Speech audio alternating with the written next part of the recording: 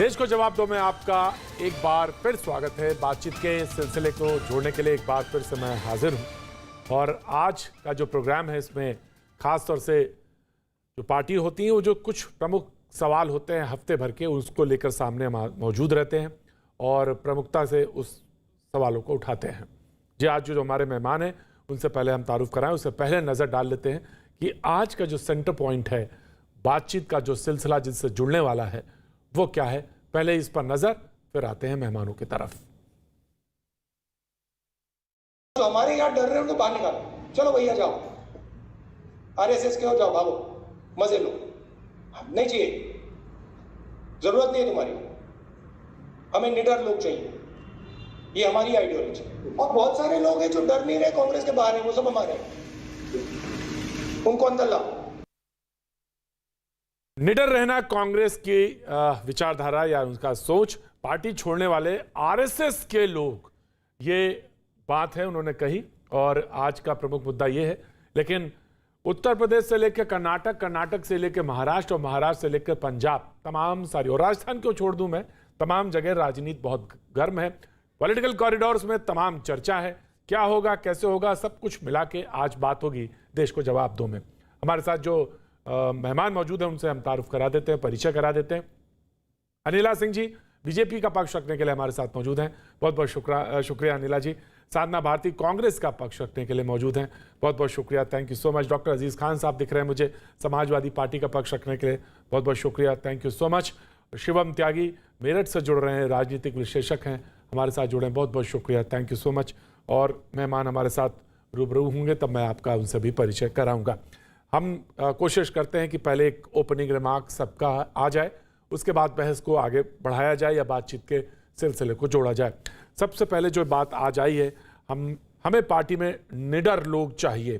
Party छोड़ने वाले RSS के लोग, जो पार्टी के निडर लोगों को जोड़ना है, जो आना चाहता है हमें उनकी ज़रूरत नहीं है, जो जाना चाहते हैं हमें उनकी ज़रूरत नहीं है। ये बातें हैं जो मुख्य तौर से आपने देखी। सबसे पहले साधना भारती, मैं आपके 30 सेकंड आपको देता हूं और उसके बाद मैं आगे बढ़ूंगा। मैं जानना चाहता हूं कि आपके यहाँ कौन कौन लोग आरएसएस के लोग हैं और आपको कौन कौन किन किन पर शक है, क्योंकि जब ये बात कहती हैं आप तो लगता है कि आपको पता भी होगा और किन पर शक है और कौन लोग डर रहे हैं और कौन डरा रहा है और क्यों डरा रहा है, ये भी जानना जरूरी है। 30 सेकंड साधना भारती।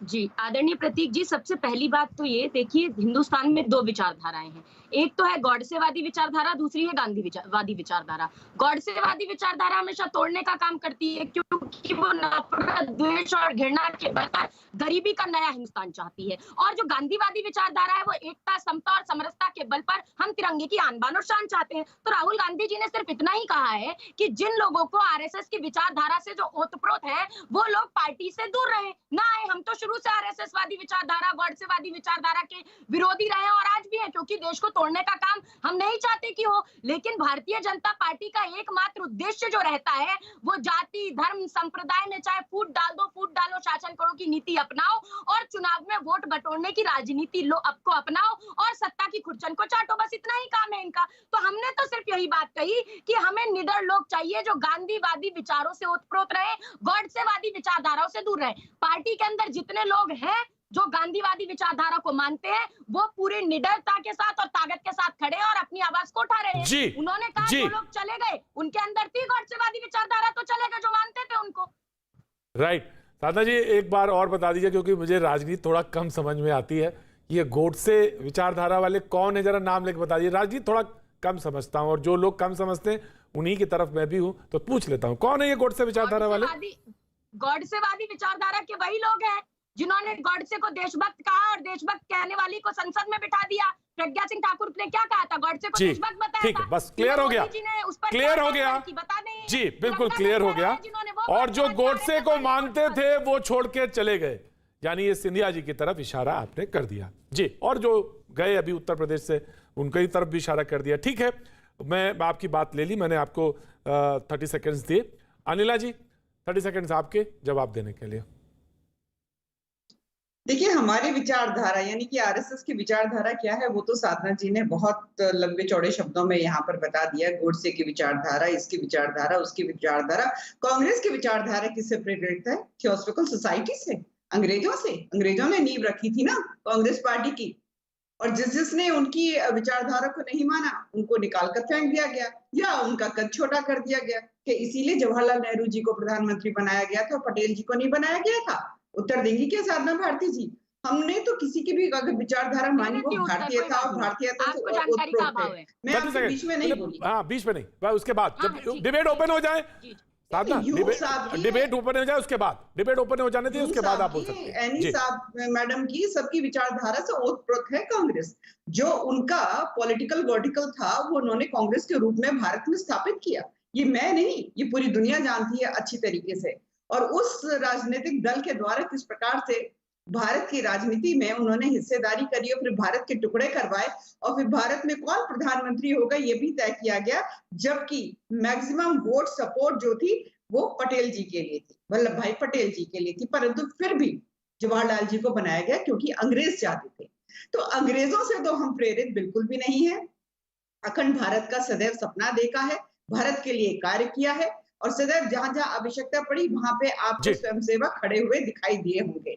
अगर इसको राष्ट्रद्रोह कहते हैं तो आप मुझे ये बता दीजिए, राष्ट्र के प्रति प्रेम उसको कहते हैं जो अंग्रेजों के द्वारा चलाई गई पार्टी के लोग करते हैं। ये मैं नहीं, आजादी से पहले और आजादी के बाद का इतिहास के पन्ने को। Right Anila ji, thank you. 30 seconds आपके भी हुए। मैं शिवम त्यागी, आपके 30 सेकंड्स, और आप अपना ओपनिंग रिमार्क दे। प्रतीक जी, संघ को समझने के बस की बात किसी फर्जी गांधी के नहीं है। अगर संघ को समझना है तो जिनसे नाम लिया है अगर उनके बारे में भी पढ़ लिया होता तो समझ में आ जाता संघ क्या है। मैं छोटा सा एग्जांपल देता हूं। 1934 में जब पहली बार वर्धा महाराष्ट्र में संघ के एक जगह पर जाकर इस देश के राष्ट्रपिता महात्मा गांधी ने विजिट किया था, उसके बारे में, संघ के बारे में उनके क्या विचार हैं, अगर उसको पढ़ लिया होता कांग्रेस के प्रवक्ता ने तो समझ आ जाता। खैर, ये फर्जी गांधी से मैं उम्मीद नहीं करता। संघ को लेकर गांधी जी की बाकी जो पीढ़ियां हैं, इनके जो दादाजी थे, उन्होंने 1963 में संघियों को खास तौर पर इन्वाइट किया था। उनके काम से प्रभावित होकर उनके काम से उन्होंने उनको गणतंत्र दिवस की परेड में इन्वाइट किया था। 1919 में लंदन में वीर सावरकर जी के पास खुद गए थे महात्मा गांधी जी, ये कहते हुए कि आप इस देश के सच्चे राष्ट्र सपूत हैं। आप साधना भारती, साधना भारती, आजादी के लिए आप मेरे साथ आइए। मैं बताता हूँ, मैं बुलाता हूँ। साधना भारती जवाब दूंगा ना, ये तो सवाल आपने मुझसे पूछा, ये सवाल आपने मुझसे पूछा, मैं दूंगा जवाब। पता है ना, आइडिया है ना, ज्ञान है ना, गांधी के बारे में जानते हैं ना, इंदिरा गांधी के बारे में ना, जवाहरलाल नेहरू के बारे में। अरे भैया, राहुल गांधी का पाकिस्तानी प्रेम है, इसमें अपने पूर्वजों को तो मत लगाइए कम से कम। अरे गांधी जी को पढ़ लो भाई, इंदिरा गांधी जी को पढ़ लीजिए, और किसी को पढ़ लीजिए। ये कम से कम इस तरह की भाषा से कुछ होने वाला नहीं है। पढ़ के आया कीजिए, आप महिला हैं, आपका सम्मान है, लेकिन कृपया करके पढ़ के आया कीजिए। शिवम, साधना भारती का ऑडियो डाउन, साधना भारती का ऑडियो डाउन, साधना भारती का ऑडियो डाउन ना करें। जी, ध्यान नहीं है आपको बिल्कुल भी। बोलिए। 10 सेकंड और दे दीजिए। मैं कहता हूं 10 सेकंड। चाहे महात्मा गांधी जी की बात हो, चाहे जवाहरलाल नेहरू जी की बात हो, चाहे इंदिरा गांधी जी की बात हो, सभी की बात करता हूं मैं। उन्होंने संघ का भी सम्मान किया, उन्होंने संघ को गणतंत्र दिवस की परेड में भी इनवाइट किया। वीर सावरकर जी के पास इस देश के राष्ट्रपिता खुद गए कि आप इस देश की आजादी में मेरी मदद कीजिए, मेरा साथ दीजिए। इसके अलावा इंदिरा जी ने वीर सावरकर जी के लिए डाक टिकट निकाला। और ये देखिए, ये कैसी भाषा गाते हैं। ये आज संघ को अलग अलग तरह की परिभाषाएं देते हैं। जो परिभाषा पाकिस्तान देता है वही परिभाषा देती है कांग्रेस। ऊपर निकलने की बात है और देश को एकता और अखंडता के साथ चलने की बात है। 30 सेकंड आपके पूरे। साधना भारती, सम्मान से बात कर रहा हूँ, ये पता नहीं कैसी बात। साधना भारती, मैं अपने संस्कारों का परिचय नहीं दूंगा यहाँ पर। आप दे रही है, देते रहिए। साधना भारती, मैं अपने Sadhana Bharti, audio down, audio down, audio down, audio down, audio down, audio down, audio down, audio down. आराम से शिवम त्यागी, आराम से। साधना भारती, आराम से। जी, जवाब दूंगा मैं भी जवाब दूंगा। शुभ जमाई, 30 सेकंड आपके। आरएसएस के लोग, उन्होंने कहा कि जो हमारी पार्टी में है कांग्रेस से वो छोड़ के चले जाएं। और एक ओवैसी जी का भी बयान है कि जो योगी जी हैं वो लैला लैला या मजनू मजनू करके जो मेरे पीछे दौड़ रहे हैं और जो मेरे बन के चिल्ला रहे हैं, उसकी जगह वो ये कहें हेल्थ केयर और बाकी चीजों पर ध्यान दें तो ज्यादा बेहतर। ओवैसी जी का ये बयान, दोनों चीजों पर आपके 30 सेकंड्स। जी देखिए, दो सवाल आपने पूछे, मैं दोनों का बारी बारी से जवाब देना चाहूंगा। 30 सेकंड सबसे पहले तो ये कि आरएसएस के हवाले से है। देखिए, राहुल गांधी जी बहुत नेक दिल के इंसान है, ईमानदार है और सच्चाई से साफ गोई से अपनी बात कह देते हैं। और आजकल के ज़माने में ऐसे लोगों को जो है बड़ी मुश्किल से लोग नेता एज एक्सेप्ट करते हैं, क्योंकि जो लोग झूठ बोलते हैं, मक्कारी करते हैं, उन्हीं को नेता माना जाता है। तो मुझे लगता है कि एक अपवाद है राहुल गांधी जी ईमानदारी से, और उन्होंने वही कहा जो पटेल जी जो हमारे देश के जो लौह पुरुष माने जाते, उन्होंने ही आरएसएस को बैन किया था, आपको पता है। और कब किया था? जब गांधी जी की हत्या हुई और ये नाम आने लगा कि आरएसएस और हिंदू महासभा के लोग जो है इस हत्या में संलिप्त थे। तो कांग्रेस में कैसे आ गए आरएसएस के लोग? कांग्रेस में आरएसएस के लोग कैसे आ गए? ये तो मेरा जाती तजुर्बा, आपको पता है कि मैं पहले यहाँ से अहमद पटेल साहब के साथ मेरा वक्त गुजरा और मुझे उनसे बहुत कुछ सीखने का मौका मिला है।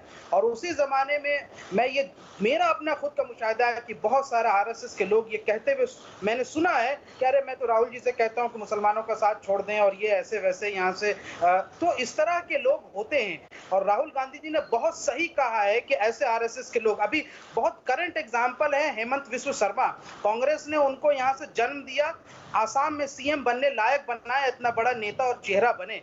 आज जब वो भाजपा में शामिल हुए तो फौरन अपनी जो पुरानी वो दिल के अंदर भड़ास है वो निकालते हुए आज ऐसे स्टेटमेंट और वही काम कर रहे हैं जो आरएसएस की नीति है। अब आप सवाल सोचिए ना कि इतने दिनों से जो मुसलमान कांग्रेस के जो लोग आसाम में उनको वोट दे रहे थे और उनको मंत्री बना रहे थे, वो कितना ठगा सा महसूस करते होंगे। और राहुल जी ने सही किया कि जब हेमंत विश्व शर्मा ने आरोप लगाया कि राहुल जी मेरे पर ध्यान न देकर के अपने जो डॉगी है पिद्दी को ध्यान दे रहे थे और वही नाराजगी में वो छोड़ के चले गए। मैं तो कहता हूं राहुल जी ने इतने अच्छा काम किया कि शायद वो उसी वक्त पहचान गए होंगे कि इस आरएसएस के आदमी की उसकी औकात जो है इस पिद्दी से भी कम है, इसलिए उसको ध्यान नहीं दिया। और आज बहुत संतुलित शब्दों का प्रयोग, संतुलित और संतुलित शब्दों का प्रयोग। जी ठीक है, मैंने लिया शेर जमाई, मैंने आपका लिया।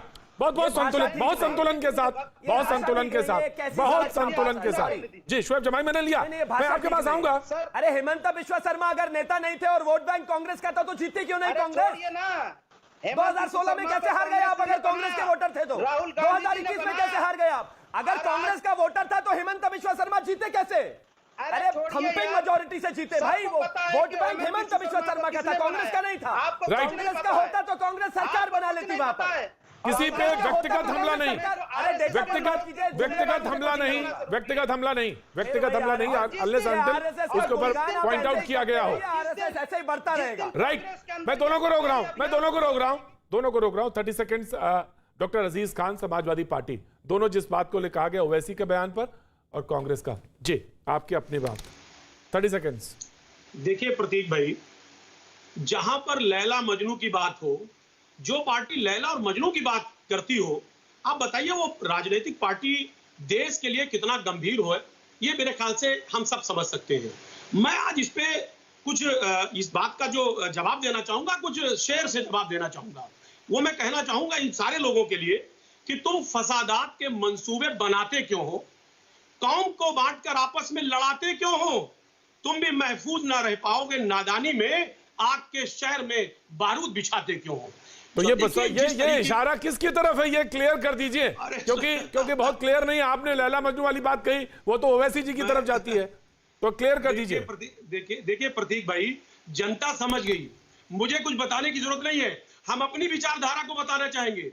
हमारी विचारधारा यह है कि वेद को कुरान के नजदीक लाइए और धर्म को ईमान के नजदीक लाइए। भारत को बचाना है तो अजीज इंसान को इंसान के नजदीक लाइए।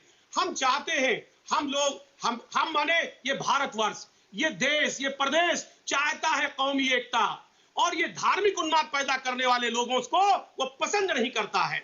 आज जिस तरीके से धार्मिक धर्मीकरण कर इस प्रदेश को में चुनाव जीतने का प्रयास किया डॉक्टर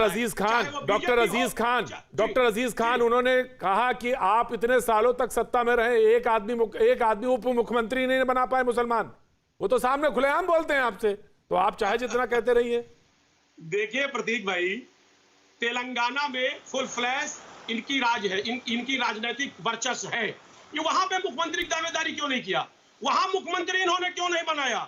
आज ये तेलंगाना हैदराबाद से आके उत्तर प्रदेश में जहां 0.2% वोट है इनका, यहां पर मुख्यमंत्री की दावेदारी कर रहे हैं। अरे भाई, हाथी के दांत खाने के कुछ और होते हैं, दिखाने के कुछ और होते हैं। मैं उसमें बहुत कमेंट नहीं करना चाहूंगा, मैं सिर्फ इतना कहना चाहूंगा कि प्रदेश की जनता ऊब चुकी है बीजेपी से। कोई भी कारनामे कर लिए जाए, प्रदेश की जनता अब बीजेपी को माफ करने वाली नहीं है। प्रदेश की जनता जमीनी हकीकत को जान चुकी है, और बीजेपी जब जमीनी हकीकत में जाएगी और उसे पता चलेगा तो उसका जमीन के, उसके पैर के नीचे से जमीन खिसक जाएगा। जी, शुएब जमाई कुछ कहना चाह रहे हैं। शुएब जमाई, तो debate is open. No, the debate is open. Shoaib Jamai कुछ कहना चाह रहे हैं, मैं उनको दे रहा हूं पहला chance. Debate is open now. जी, Shoaib Jamai, but very quick. Prateek ji देखिए, चूंकि बात लैला मजनू वाली कहानी पर आई है, तो मैं अपने तमाम जो साथी दल है, सेकुलर दल है, उनसे यही कहना चाहूंगा कि सर, जब बसपा राजस्थान में चुनाव लड़ सकती है, बसपा गुजरात में चुनाव लड़ सकती है, आरजेडी जो हमारी पहली पार्टी थी वो दिल्ली में चुनाव लड़ सकती है, बंगाल में जाके चुनाव लड़ सकती है, तो अगर ओवैसी साहब, जैसे कि यहाँ से माननीय अखिलेश यादव जी पूर्व मुख्यमंत्री ने ये कहा कि अगर कोई भी छोटा दल हमारा साथ आना चाहे, गठबंधन करना चाहे, तो वो ओपन है। जबकि रिपोर्टर ने उनसे नाम लेके पूछा कि क्या ओवैसी साहब भी गठबंधन करने आएंगे तो आप साथ देंगे, तो अखिलेश यादव ने ये नहीं कहा कि सीधे सीधे कि नहीं जी मैं साथ नहीं लूंगा, ये तो भाजपा की बी टीम है, ऐसा नहीं कहा। उन्होंने कहा कि जो भी छोटे दल हमारा साथ देने आएंगे, हमारा गठबंधन करेंगे हमारे साथ और भाजपा को हराने चाहते हैं तो हम उनका साथ देंगे। Right sir, taken your point, taken your point, taken your point. एक छोटी पार्टी है, जैसे तमाम छोटी पार्टियां हैं, अगर वो चुनाव लड़ती है, गठबंधन करना चाहती है, तो मुझे लगता है right sir, right sir, taken your point, taken your point. Aziz Khan साहब जवाब देना चाहेंगे तो देंगे। Now the debate is open, now the debate is open. Prateek भाई, हाँ जी, प्रतीक भाई जी 10 सेकंड देखिए, शोएब जी बहुत बेहतरीन बात कह रहे हैं। हिंदुस्तान में हमारे आईन ने, हमारे संविधान ने सबको हक दिया है, कोई भी शख्स कहीं से भी चुनाव लड़ सकता है, अपनी बात को रख सकता है, इसमें कोई दो राय नहीं। अगर हैदराबाद से जिस तरीके से ओवैसी साहब यहाँ चुनाव लड़ने आ रहे हैं, हम उनका स्वागत करते हैं, हमें कोई एतराज थोड़ी है। हम ये नहीं कह रहे, हम आज जो ये बताना चाहते हैं कि प्रदेश की जनता त्रस्त किससे है। प्रदेश की जनता महंगाई से, बेरोजगारी से, कोरोना काल में जिस तरीके से दवाइयां नहीं मिली, बेड नहीं मिला, ऑक्सीजन नहीं मिला, तमाम समस्याएं प्रदेश में रही, उससे त्रस्त है। अजीज भाई, मैं इस बात को मानता हूं कि चुनाव जो है योगी वर्सेस ओवैसी नहीं है, चुनाव जो है भाजपा वर्सेस जनता है, और यही नैरेटिव सेट करना चाहिए। राइट सर, मैं अनिला जी, अनिला जी, मैं ठीक हूँ, मैं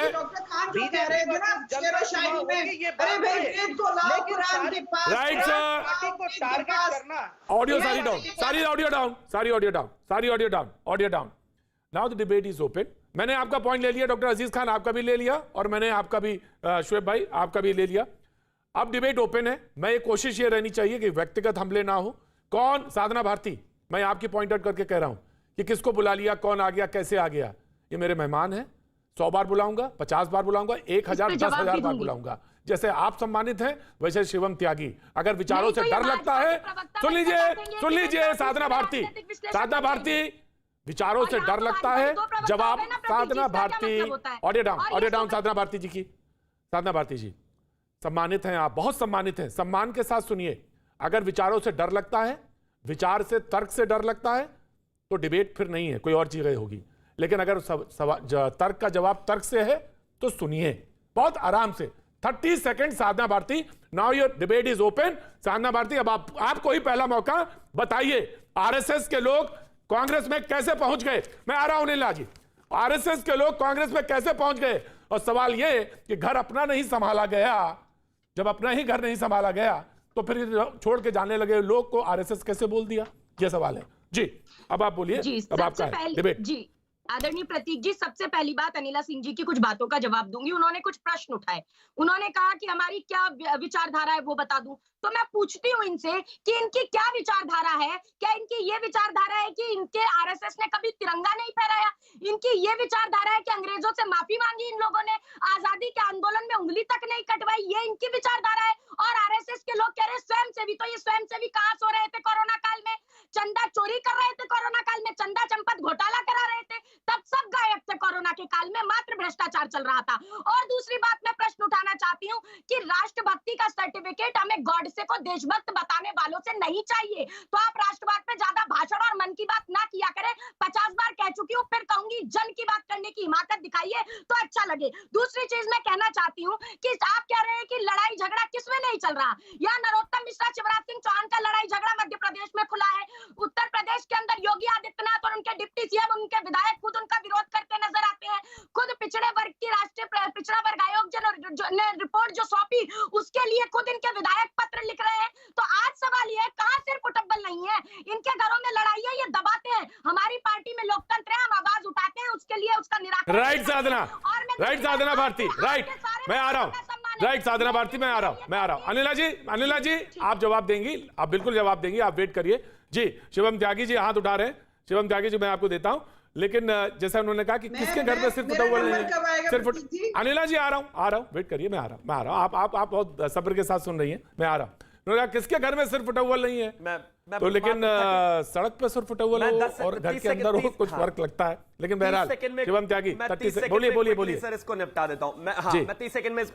मैं सिर्फ इतना कहना चाहता हूं, सर फुटबॉल की बात नहीं है, लेकिन इस देश में 51 साल के युवा राहुल गांधी इस देश के सबसे इनकॉम्पिटेंट युवा हैं। मामला एक जगह का नहीं है। एक चीज बताइए, ज्योतिरादित्य सिंधिया गए, जतिन प्रसाद चले गए, इसके अलावा तमाम पार्टी में फूट चल रही है, जितनी जगहों पर सरकारें हैं वहां पर भी लड़ाई है।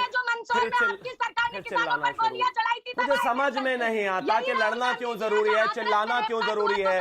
तो ये मामला इनके इनकॉम्पिटेंस का है, इनसे इनका अपना परिवार संभलता नहीं, अपना घर संभलता नहीं, और संघ को गालियां देंगे, भारतीय जनता पार्टी को गालियां देंगे, उसकी सरकार को गालियां देंगे, जो वहां पर इधर से उधर आते हैं उनको गालियां देंगे। अब इनको कहिए, मैं इनको बड़ा, इनका प्रॉब्लम ये है कि जिस तरह से चिल्लाती है इसका कोई लाभ नहीं है। जब ये अपने आप शांति से साधना, ऑडियो डाउन, दोनों के ऑडियो डाउन। साधना आप सौम्यता के साथ सुनिए, बहुत आप अच्छा बोलती हैं साधना जी, आप बहुत अच्छा बोलती हैं। आप तो कथा वाचन करती हैं, कथा तो विनम्रता के साथ, सौम्यता के साथ होती है। आप सुनिएंगी तभी अच्छा बोलेंगी, इसका नियम ही यही है, जो सुनता है वही अच्छा बोलता है, और जनता भी ये जानती है। शिवम त्यागी जवाब दीजिए, जल्दी दीजिए, वेरी क्विक, उसके बाद वो बीजेपी की प्रवक्ता। और जी। ये और दूसरा जो कहा ओवैसी जी ने कि वो लैला है राजनीति के, मैं कहता हूं वो लैला कम अम्ब्रेला ज्यादा है। सबको कहते हैं आप भी मेरे साथ आ जाओ, आप भी मेरे साथ आ जाओ, आप भी मेरे साथ आ जाओ। दिक्कत ये आता कोई नहीं। वहां पर बंगाल में सिद्दीकी को साथ लेने गए थे, नहीं आए वो उनके अम्ब्रेला के नीचे। उत्तर प्रदेश में राजभर जी का आपने देखा ही, वो उनके प्रोग्राम में पहुंचे नहीं। तो कुल मिलाकर हालात यही है, उत्तर प्रदेश ने अपना मन बनाया हुआ है, सभी चुनावों में ये दिखाया भी है, आगे भी यही दिखाएगा। जी अनिला जी जवाब, अनिला जी, राइट, अनिला देखिए, ऐसा है कि डॉक्टर खान ने कहा कि अपनी शेर व शायरी के लहजे में कहा कि भाई हम तो ये चाहते हैं कि कुरान के पास वेद आए, वेद के पास कुरान है। वेद, जो हम हिंदू हैं हम तो कहते ही हैं, वेदों में लिखा हुआ है वसुधैव कुटुंबकम, परंतु वेद तो कुरान के पास आ जाएगा, पर कुरान तो बिना लव जिहाद के किसी जो वेद का पालन करते हैं उनको अपने आगोश में लेते ही नहीं है। शेर व शायरी में कहना बड़ा आसान है डॉक्टर खान, असलियत में ये है आप लोग टारगेट करके लव जिहाद करते हैं, धर्मांतरण करते हैं, और आप लोग इसमें बिल्कुल विश्वास नहीं करते हैं कि वेद और कुरान साइड बाय साइड प्यार और प्रेम से आगे बढ़े। ये सच्चाई है। तो शायरी में कहना कुछ अलग बात है और धरातल की सच्चाई कुछ और होती है। और ओवैसी जी क्या कह रहे हैं कि योगी जी मजनू बनकर मुझको लैला लैला कर रहे हैं, 6 फुट लंबी दाढ़ी मूछ वाली लैला। मुझे समझ में नहीं आ रहा अपनी ख्वाहिशों को वो क्यों शब्दों के रूप में जाहिर कर रहे हैं। अपनी ख्वाहिशें अपने दिल में दबा के रखें। ये हैदराबाद नहीं है।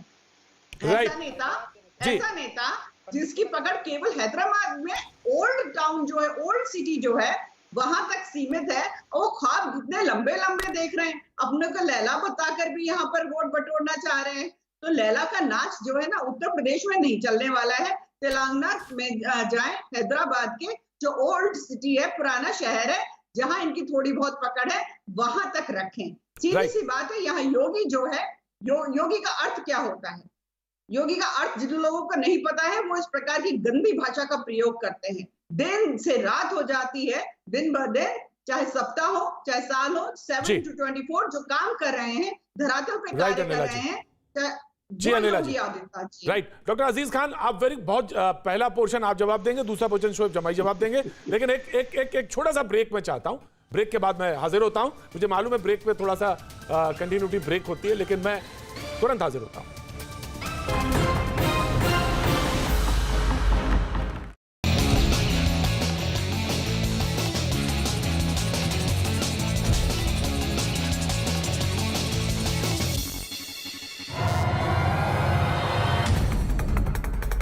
एक शख्स नारियल पर बैठता है, दूसरा अगरबत्ती जलाता है।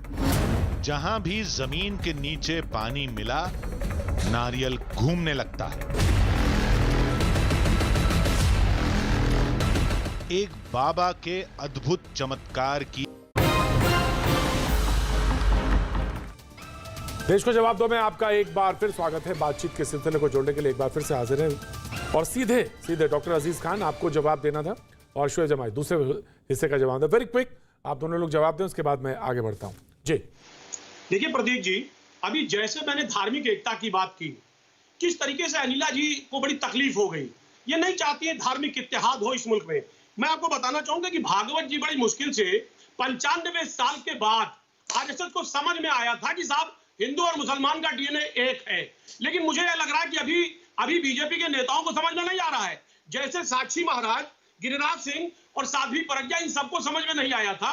आज भी मुझे लग रहा है यहाँ के नेताओं को, बीजेपी के नेताओं को समझ में बात नहीं आ रही है, जबकि समझना चाहिए। यही मैं कह रहा हूं, कहते कुछ और है, करते कुछ और है। लेकिन कोई बात नहीं, अगर नहीं समझते हैं तो ना समझे।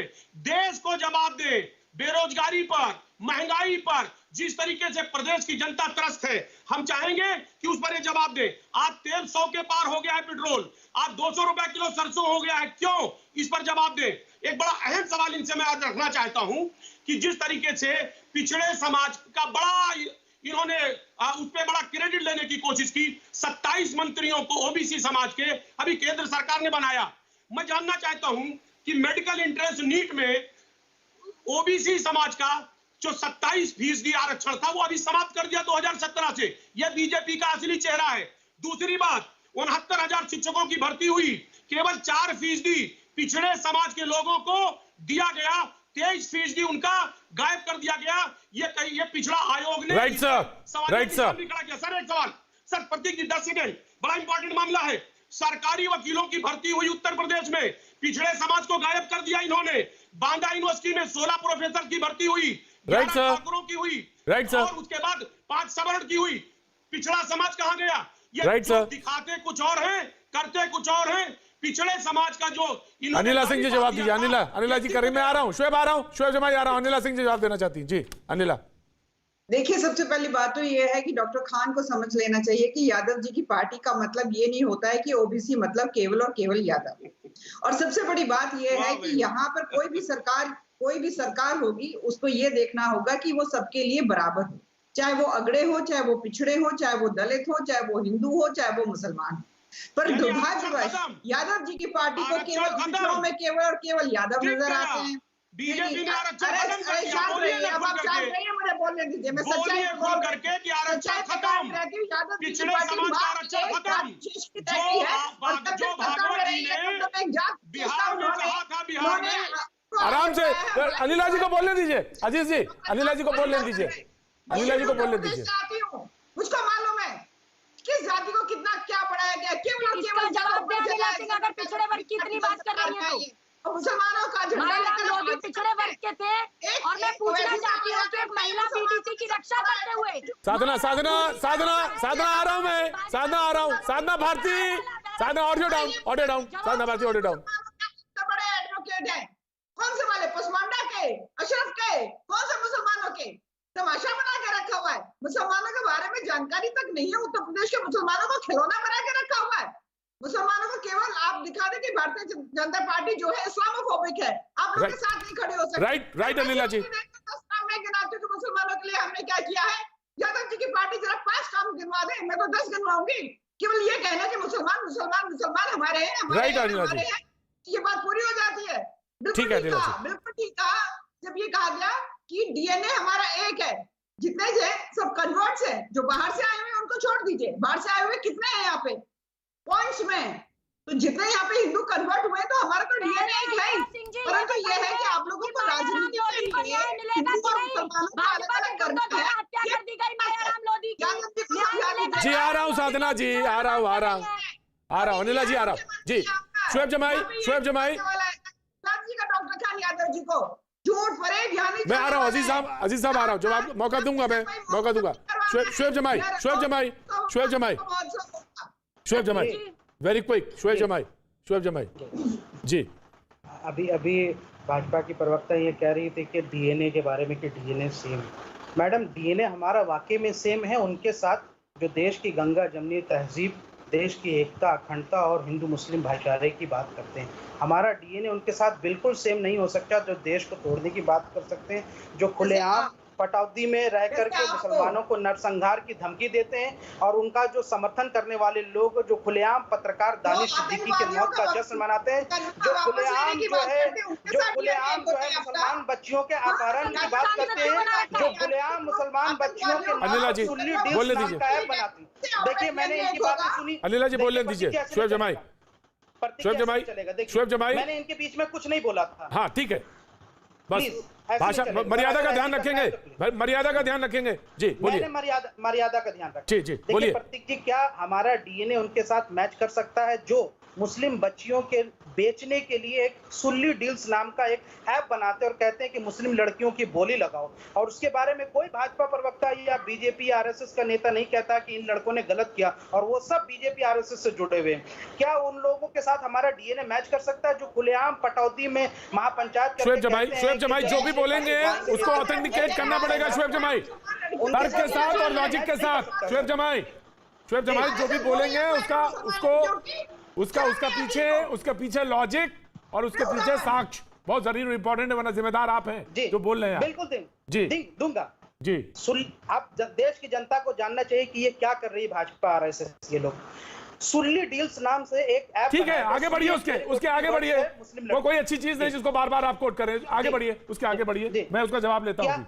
क्या पटौदी में महापंचायत करके बीजेपी के हरियाणा के प्रवक्ता अम्मू साहब ने ये नहीं कहा था कि हमको मुसलमानों के मारने का अधिकार भी नहीं है, यानी पार्लियामेंट में इनके लिए कानून ला दे कि मुसलमानों का तुम नरसंहार करो और एथनिक क्लींजिंग? किसी ने उनके खिलाफ कुछ बोला? कोई कार्रवाई हुई? क्या इनके साथ हमारा डीएनए मैच कर सकता है? क्या वो गोपाल आतंकवादी जो जामिया में गोली चलाया था, जिसको बेल पर बाहर है, वो खुलेआम नहीं कह रहा है कि जो शोएब जमाई का जवाब दे जी।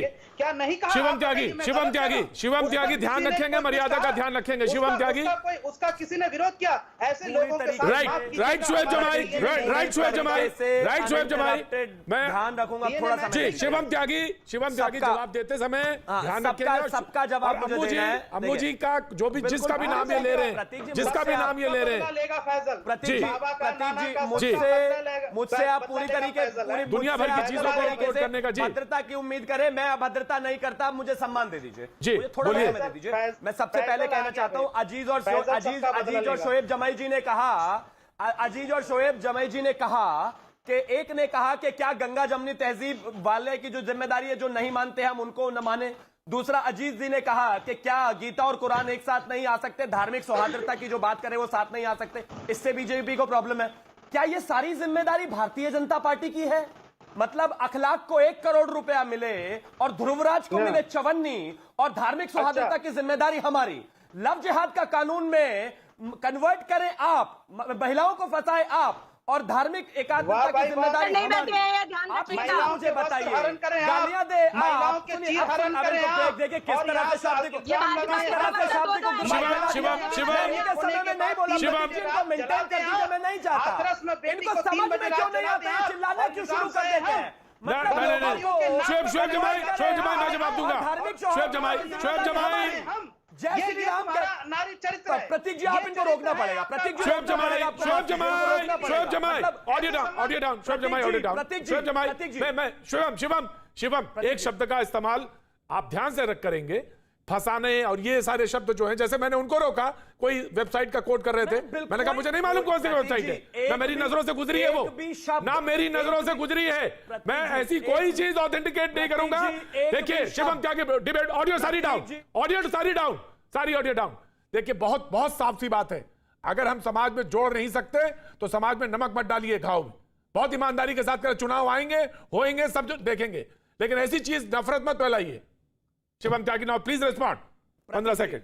अगर एक भी शब्द मैं गलत बोलूं तो इसके बाद मैं अपने आप नहीं बोलूंगा, लेकिन मेरा सीधा सा सवाल है, जय श्री राम कहने वाले को अखिलेश जी बीजेपी का एजेंट बताएं और अपनी रैली में उसको गिरफ्तार करवा दें, और धार्मिक सौहार्द की जिम्मेदारी सिर्फ बीजेपी की। राम भक्तों पर गोली आप चलवाएं, लेकिन धार्मिक सौहार्द की जिम्मेदारी सिर्फ हमारी। मुलायम सिंह यादव मुसलमानों को अपीस करने के लिए यहां तक कह जाए कि मैंने गोली आपके लिए चलवाई थी, और धार्मिक सौहार्दता की जिम्मेदारी सिर्फ बीजेपी की। हजार मूक बहादुर बच्चों को कन्वर्ट आप कर ले और धार्मिक सौहार्दता की जिम्मेदारी हमारी। आप मुझे एक चीज बताइए, धार्मिक सौहार्दता रहनी चाहिए, होगी और हमेशा रहेगी, लेकिन ये जिम्मेदारी बराबर है। डॉक्टर अजीज खान कहते हैं कि हिंदू मुस्लिम एक साथ। डॉक्टर अजीज खान जी, मैं आ रहा हूं। शोएब जमाई आ रहा हूं, साधना भारती आ रहा हूं मैं। शोएब जमाई वेट करिए। डॉक्टर अजीज खान प्रतीक जी, आप देखिए प्रतीक जी, जिस तरीके से मुझे इनसे शिवम से बहुत उम्मीद थी कि अब ये जवाब देंगे और बेहतर जवाब देंगे, लेकिन ये जवाब देने के बजाय बेरोजगारी पर, महंगाई पर, हमने जो ओबीसी समाज के बारे में पूछा, आप ही ने हिंदू मुस्लिम शुरू किया था, जवाब देने के बजाय आप ही ने धार्मिक सौहार्दता की बात की, आप ही हिंदू मुस्लिम की बात कर रहे हैं। शोएब जी बैठकर ऐप बता रहे हैं और मैं जवाब भी ना दूं, मुसलमान पर आगे मैं जवाब भी ना दूं, मतलब आप। अरे भाई मैं एक बात कहता हूं, डॉक्टर अजीज खान शिवम त्यागी, मैं तीनों को रोक रहा हूं। Audio down. मैं एक बात कह रहा हूं, क्या हिंदू मुसलमान से ऊपर उठ के बात नहीं हो सकती? क्या हिंदू मुसलमान से ऊपर उठ के बात नहीं हो सकती डिबेट में? साधना भारती, मैं दोनों को रोकता हूं, मैं शिवम आपको भी रोक रहा हूं। मैं नहीं मैं डिबेट नहीं करनी हिंदू मुसलमान पे। जी साधना भारती, ये मुझे बताइए, साधना भारती प्लीज जवाब दीजिए, मुझे जवाब दीजिए कि अगर आरएसएस के लोग कांग्रेस में थे तो अब तक क्यों नहीं पता चला? और अगर वो जब वहां पे मौजूद थे, जिनमें आपने नाम लिए हैं, बड़े बड़े नाम हैं वो कांग्रेस के, सिंधिया जी राइट, पता नहीं चला, जितेंद्र प्रसाद पता नहीं चला, हेमंत शर्मा विश्वास पता नहीं चला, और अभी तक थे कैसे? और अगर थे तो आपने पता कैसे नहीं किया? और डर रहे थे तो पता नहीं कैसे चला? और ये डर के गए हैं, ये कैसे नहीं पता चला? ये बात महत्वपूर्ण है। मैं आ रहा हूं। शिवम त्यागी, यू हैव टू वेट। साधना भारती जी से पूछा है जी, मैं आ रहा हूं। अनिला जी मैं आ रहा हूं। अनिला जी बहुत धैर्य से आप बैठी हैं, मैं आता हूं आपके पास। जी साधना भारती। मैं आदरणीय प्रतीक जी, मैं आपका जवाब दे दूं उससे पहले मैं एक बात का जवाब देना चाहूंगी। अनिला सिंह जी ने एक मंत्र बोला, उन्होंने कहा वसुधैव कुटुंबकम। इस मंत्र का अर्थ आप समझिए पहले कि सारा संसार हमारा परिवार है, और अगर आप वसुधैव कुटुंबकम बोल रही हैं तो उसको मानिए। राम को मानते हैं तो राम की भी मानिए। ये राम राज्य के दर्शन नहीं हुए उत्तर प्रदेश में। आदरणीय अनिला सिंह जी, आपने हमेशा महिलाओं के मुद्दे पे कई बार आप डिबेट करती हैं, आज आप मुझे कुछ सवालों का जवाब दे दें। मैं कोई हिंदू मुसलमान करने नहीं आई हूं, ना ही मैं उस पर बात करूंगी। मैं ये पूछती हूँ कि तब आप कहाँ सो जाते हैं राम राज्य की बात करके, ये बड़े बड़े मंत्र बोलकर, जब बहराइच के अंदर ब्लॉक प्रमुख के चुनाव के लिए एक महिला बीडीसी को रात को 2 ऑडियो डाउन। साधना भारती, ऑडियो डाउन। साधना भारती, मुझे लगभग 24 बरस हो गए। साधना भारती, मुझे 24 बरस हो गए टीवी करते हुए, और मुझे मालूम है कि अगर सवाल का जवाब नहीं देना है तो दूसरी तरफ राह पकड़ लो और निकल जाओ किनारे से, और एंकर चुपचाप बैठता रहेगा, वो कुछ नहीं बोलेगा। मैं टोक दूंगा, सवाल मैंने पूछा था, मैंने सवाल कुछ पूछा था, आपको पता कैसे नहीं चला? और आरएसएस पे जब आप बात कहती हैं, तो उसका जवाब भी तो आप ही देंगी ना अनिला जी, साधना जी, जवाब तो आप देंगी ना। आप कहां पहुंच गई? जी ऑडियो खोलिए उनकी। आपके पूर्व जो वक्ता बोले उनका भी जवाब देना मेरा कर्तव्य है। आप तो, कांग्रेस की प्रवक्ता मैंने हिंदू मुसलमान की डिबेट बंद कर दी, मैं नहीं करना है। मैंने डॉक्टर अजीज को भी मना कर दिया, मैंने IMF को उनको भी मना कर दिया, शोएब जमाई को भी मना। मैंने नहीं करना हिंदू मुसलमान पे बात, मुझे हिंदू मुसलमान पे बात नहीं करनी। साधना भारती, मुझे सवाल का जवाब चाहिए, आप अगर दें वहां पे आइए, बोलिए। मैं बिल्कुल दूंगी आपके, मैं कोई हिंदू मुसलमान नहीं कर रही, क्योंकि पिछड़ों पर बात हुई। मैं एक सवाल पूछ रही हूँ जो जायज है, वो मुझे पूछने दीजिए। मैं पूछती हूँ, जब बहराइच में एक महिला बीडीसी की रक्षा करते हुए मायाराम लोधी भाजपा के गुंडों से खिलाफत करते हो तो उन्हें पीट कर मार दिया जाता है, आज भी कोई न्याय नहीं है। आज भी उन गुंडों को बिरयानी खिलाई जा रही है स्थानीय पुलिस स्टेशन में। तो कहाँ है अनिला सिंह जी? तब क्यों नहीं मुद्दे को उठाती हैं? मेरा भी पैतृक निवास उत्तर प्रदेश में है, लेकिन जब मैं सवाल पूछती हूँ तो मौन साध लेते हैं। दूसरी बात आपने कही कि हम क्यों नहीं पहचान पाए। अरे भाई, जब वो कांग्रेस पार्टी में कोई है तो आज भी, आज तो बोल दिया ना राहुल गांधी जी ने कि अगर कोई भी व्यक्ति गॉडसेवादी विचारधारा से ओतप्रोत है तो वो चला जाए। हम गॉडसेवादी विचारों का समर्थन नहीं करते हैं, डंके की चोट पर कहते हैं, और ये गॉडसेवादी विचारों का समर्थन करते रहे। आज बनारस की स्थिति क्या है? छन्नूलाल मिश्रा से क्या मिले प्रधानमंत्री जी, जिनकी बेटी कोरोना से मर गई और उन्होंने 25,000 रुपए उसके शव की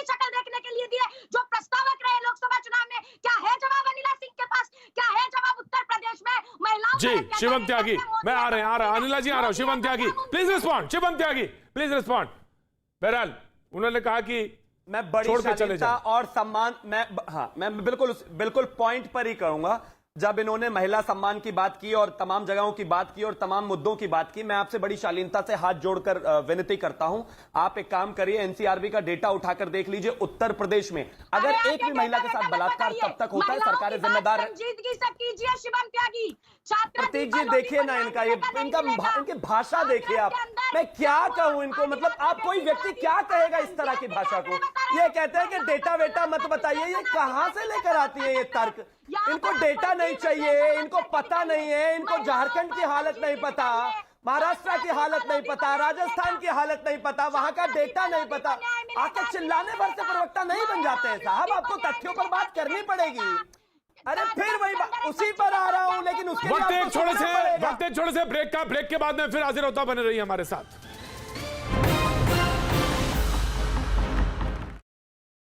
रिपोर्ट पॉजिटिव आने के बाद यह कार्रवाई की गई।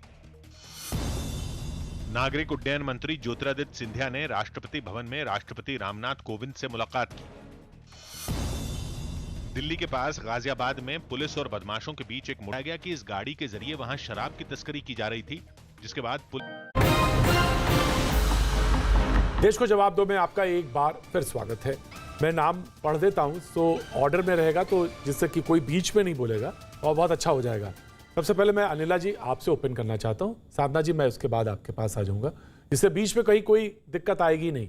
डॉक्टर अजीज और शुएब जमाई मैं आपके पास आता हूं। अनिला जी, जो पार्टी छोड़ के गए वो आरएसएस के लोग थे, ये राहुल गांधी का कहना है, और दूसरे पार्टी के निडर लोगों को जोड़ना है, ये भी वो ये कह रहे हैं। आपका विचार इस पर, फिर उसके बाद मैं आगे बढ़ता हूं।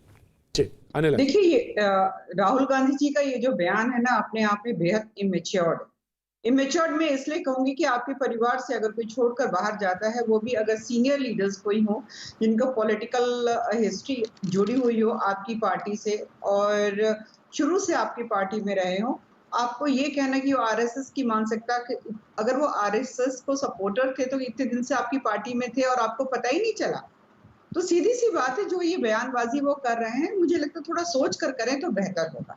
दूसरी बात यहाँ पर मैं आ जाती हूँ, आजकल उनकी बहन जो है उत्तर प्रदेश के दौरे लगा रही है, वही प्रियंका गांधी वाड्रा जी हैं, जिनको 23 जनवरी 2019 में उत्तर प्रदेश, जो पूर्वांचल उत्तर प्रदेश है, उसका प्रभारी बनाया था और ये जनरल सेक्रेटरी कांग्रेस की बनी और इनको जिम्मेवारी दी थी 2019 के चुनाव की।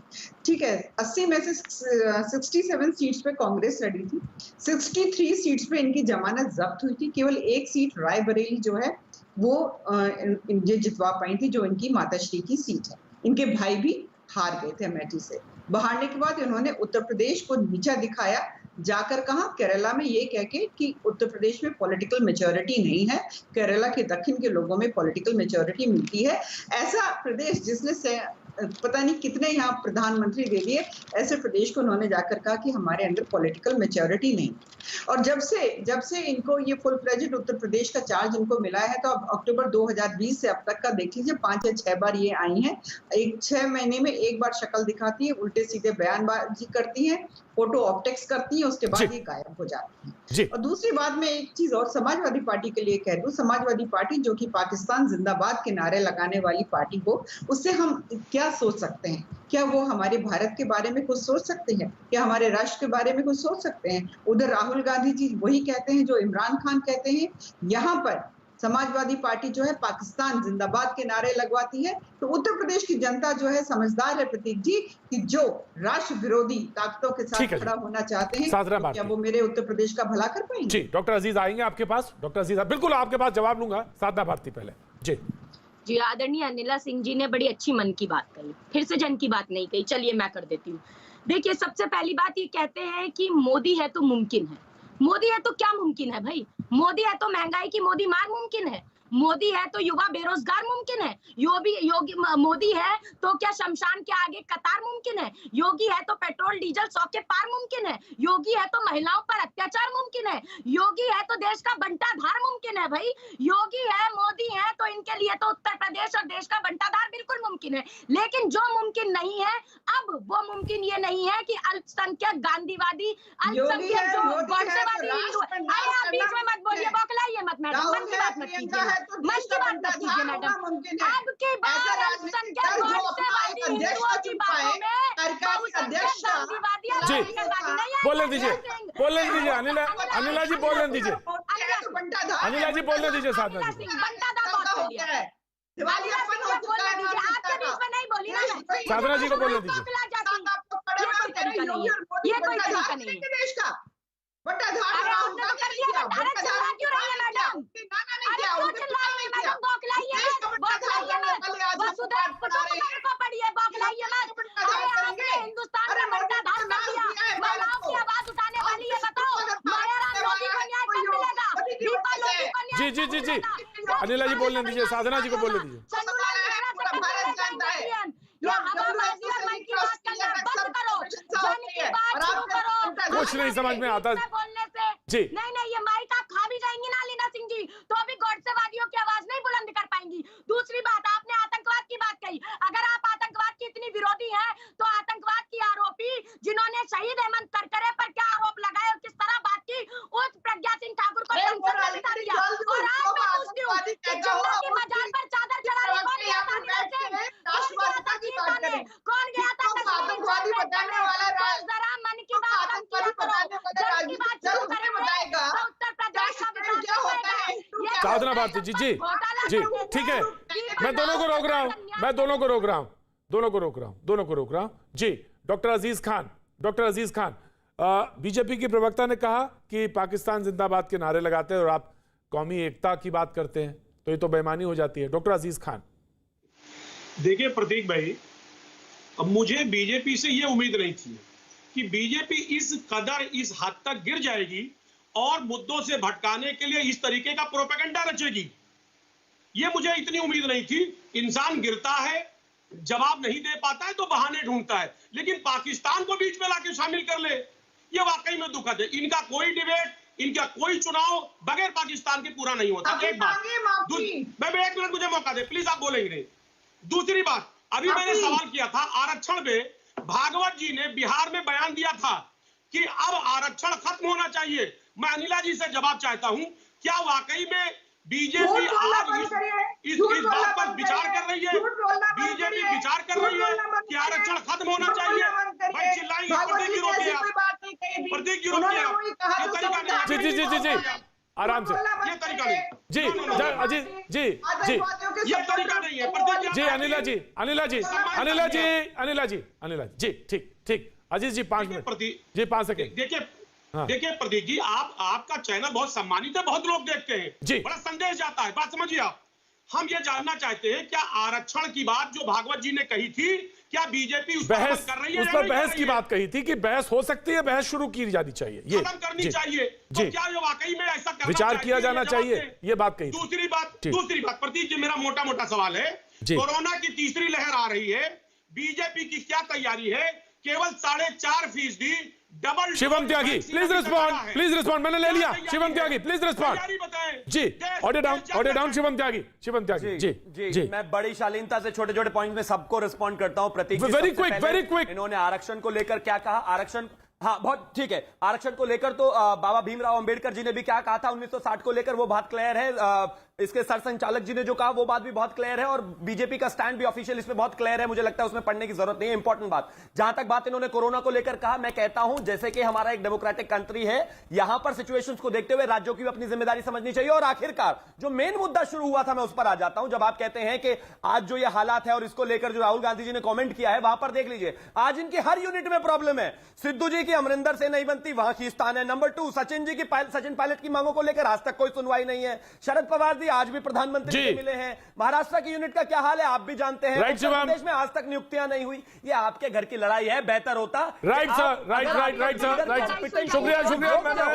शुएब मैं माफी मांगता हूं, लेकिन आज अभी बस सिर्फ इतना। सोमवार को फिर मुलाकात होगी भैया जी के।